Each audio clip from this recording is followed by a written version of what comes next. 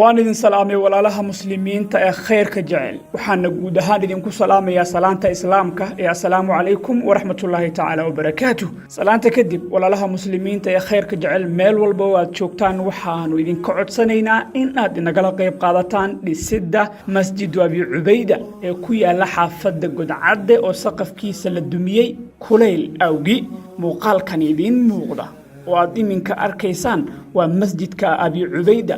bulshada halkaasi ku noolayaana is-abaabushay iminkana masjidka dhismihiisa wuu socdaa waxaana walaalaha muslimiinta laga codsanayaa in ay wax ku darsadaan si loo dhameystiro bisha barakaysan ee ramadaanka ka hor imaamka masjidka iyo qaar ka mid ah guddiga odayaasha masjidka ayaa si kooban uga hadlay xaaladda masjidka waxa ayna bulshaweynta ka codsadeen in ay kala qayb qaataan dhismahan qabyada ah bismillaahir rahmaanir rahiim الحمد لله رب العالمين والصلاة والسلام على المبعوث رحمة للعالمين نبينا محمد وعلى آله وأصحابه ومن تبعهم بإحسان إلى يوم الدين وبعد مقعيدة وسليمان محمد إمامك مساجد كان مانت أنجوغنو مسجد أبي عبيدة كوي لكينيا وقوي بري قارهان كونتي وجير تاريخ مساجد كأوكوبان waxaa la dhisay masaajidkan 2011 ayaa la dhisay taqriiban 10 sano ama 10 sano meelahaas ayuu taagan yahay masaajidka dad muslimiin ah ayaa noo dhisay oo horaantii muxsiniin ah hay'adda Ihyaa Turath ayaa noo dhistay masaajidka sida ogtihiin magaalada Wajeer iyo waqooyi bari waa dhul aad iyo aad u kuleyl badan masaajidka saqafkiisa ayaa aad u dhawaa waa loo dukani waa wax badan ayaa waxa way jamaacada aad iyo aad ayaa waxa way u rafaadsaneed bishii khayrka badneed oo barakaysneed ayaa fooda noo soo haysa jamaacadii waxay go'aansadeen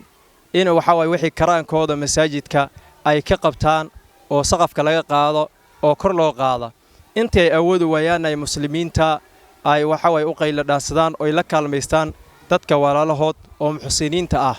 maanta masaajidka falilaahi alxamdu saqafka waa laga qaadi shaqadiisana way socotaa marka muslimiinta waxaan ka codsanaynaa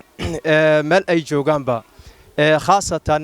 inta fahmaysa luqadda aan ku hadlayna inta fahmaysa waxaan ka codsanaynaa beedkan Allah tabaaraka wa tacaala inay nagala qayb qaataan masaajidka Allah oo waxa way dhismihiisa iyo sidii loo dadi lahaa bisha barakaysanad ayaa fooda noo soo haysa ay muslimiinta u cibaadaystaan dadka jamaacada iyo jiiraanka ah intay karaankooda way ka qayb qaateen waa dad danyar ah masaajidka way xamil waayeen inay waxa waaya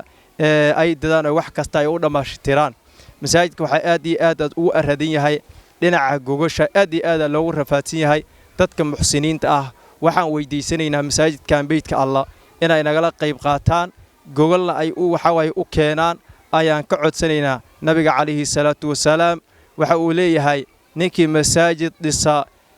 ilaahay dartiisna u dhiso ilaahay dartiis waxa way ugu la jeeda ilaahay wuxuu jannada ugu dhisayaa guri insha Allah tacaala beedka Allah wixii loola baxa mulmi doonaan maalin maanta loogu baahi badan yahay ayaa la heli doona insha Allah tacaala muslimiinta waxaan ka codsanaynaa inay aad iyo aad ay noo caawiyaan oo beedkan Allah nagala qayb qaataan ayaan ka codsanaynaa assalaamu calaykum rahmaanir rahiim walaalayaal wixii la warrami lahay ninka walaalkay oo sheekha ayaa ishaaray oo sheegay waqti badan ayaan arrimahan masaajidkan ida aan ilmana aan daba joognay oo muslimiinta ilmana aan dhax soconay masaajidkii waxa waaye kuleylkii iska farabatay dhaxdiisa hataa salaada isha waa lagu dukun waay jaqafkii kor hadda waa ka qaadnay wareegayna hadaan wareegnoon soconay waa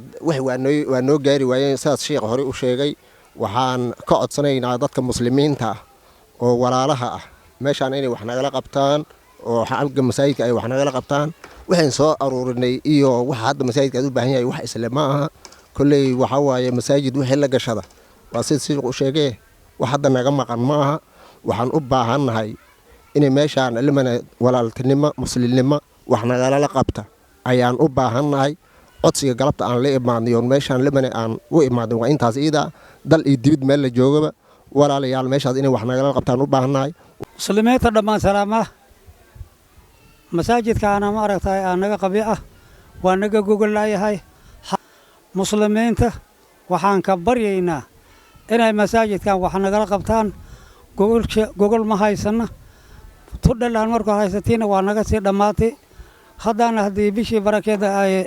fawda noo soo haysa baatigaan maaragtay muslimiinta aan la codsanaynaa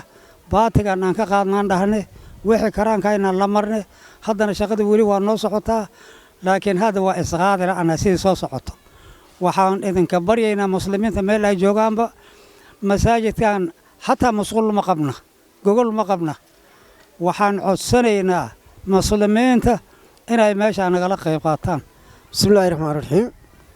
waxaan codsanaynaa muslimiinta dhammaantood wax dibadda jira wax waddanka jooga dhammaantood waxaan ka codsanaynaa masaajidkan Cubayda inay wax nagala qabtaan waa furnay waa naga furan yahay waxaad alxamdulilaahi dhismadii lacagtii yar aruurinayna waa noo gaari wayse soon ka hor waxaan rabnaa inay tolki muslimiinta ay wax nala qabtaan meel ay joogaanba dibadda iyo dalka meel ay joogaanba inay wax nagala qabtaan oo nacaawiyaan gogosha dhismada baati waa helnay ninkoo aan noo bixi khayr Allah siiya laakiin baawgii iyo wax kasta aan laanahay iyo gogoshii dhammaantood in wax nagala qabto lacagtii oo soon ka hor ay wax noo qabtaan aan aad u jecelnahay intaasaan ka codsanaynaa muslimiinta wax laga qayb qaato waxa ugu wanaagsan beydka alle ee fadlan wax ku darso oo wixii aad awooddo ku soo dirtay lambarka iyo nambarka kale ee shaashada kaaga muuqda lana wadaag muuqaalkani walaalaha kale ee ka qayb qaadashada khayrka jecel si aanu dhammaanteen u dhammaystirno dhismaha masjidka Abi Cubayda mahadsanidii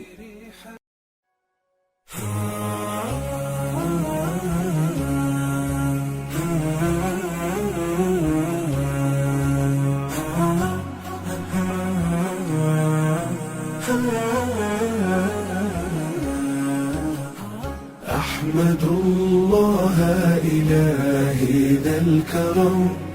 حمد ماض في زحام من نعم